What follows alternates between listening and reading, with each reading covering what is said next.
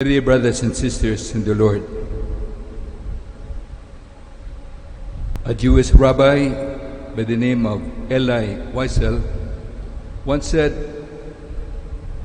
God must love us so much that He gave us stories. And for the past 9 days, we have been hearing different characters taken from different chapters of the greatest story ever told. Beginning with the family tree of Jesus, where we saw men as well as women, both saintly and sinful. We also saw the birth of Samson, the strong one of God. Unfortunately, fell a victim when he was betrayed by the woman he loved, Delilah. Zechariah prayed for a son, and when his prayers were finally answered, he doubted, and for this he was punished. He became dumb. Mary showed joy as well as a conscience which objected, saying, how can this be? I'm still a virgin, I'm not married. Mary knew the danger of having a child before she would be married, because she would be liable to be stoned to death. The angel of the Lord assuaged her conscience by telling her that the child in her womb would be the fruit of the Holy Spirit, affirmed that she would be the mother of God. Mary, like Miriam of old, broke into that beautiful song which we know as the Magnificat. My soul glorifies the Lord. Today we have the wonderful figure of John the Baptist. Instead of being called Ben Zechariah, or the son of Zechariah, his mother insisted that he be called John. In Hebrew, Ioannes, which means God has been gracious, because finally, after so many years of prayers, a child was born to Zechariah and Elizabeth. And he proved to be an exceptional child, because when the proper time came, he left home and stayed in the desert. There, in silence, he listened to God's word. Because in prayer, listening is very important. We don't have to say so many words, talking all the time. We have to listen to God. And this is what John the Baptist did in his years in the desert or wilderness, so that he became a powerful voice for that word which became flesh.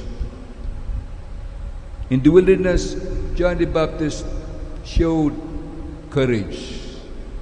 Courage or bravery doesn't mean to be without fear. All of us experience fear, which is very normal. Courage or bravery means to admit that we are afraid, but to act in spite of our fear, doing what is right and doing what is God's will for us. When the proper time came, John the Baptist showed courage when he denounced the scandal shown by the leader of Israel, Herod the king, who stoned and married his own brother's wife, Herodias. And not only that, Herod was not guilty not only of adultery, he was also guilty of incest, because Herodias was his own niece. Out of courage, because it was God's will, John the Baptist spoke in the name of God. and John the Baptist to show us what it means to be a servant of the Lord, showed humility.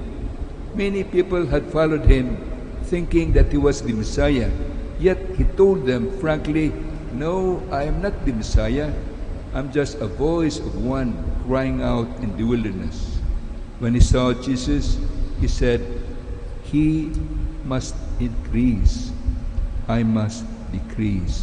A beautiful prayer for us followers of Jesus, showing what it means to be a servant, a follower of the Lord.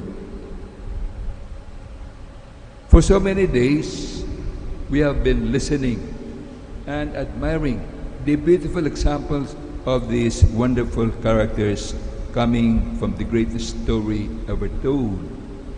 Yes, it is the greatest and the most beautiful story because the storyteller is God Himself. And this God invites us not only to read, not only to reflect, not only to admire, but to take active part in this story, to be in our own modest way, like Joseph,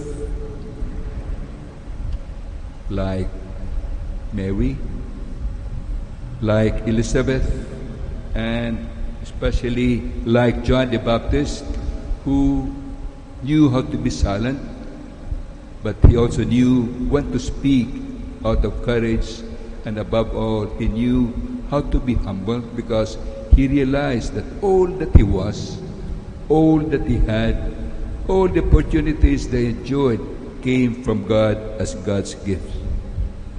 May our participation in this greatest story ever told, in the roles God will give us, make us not only admire, but also be active participants in the story, which is God's story, and it will be the story of our lives. It will be our own story too. Amen.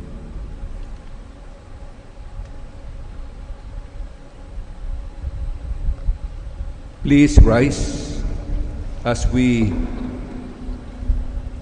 say our prayers of the faithful.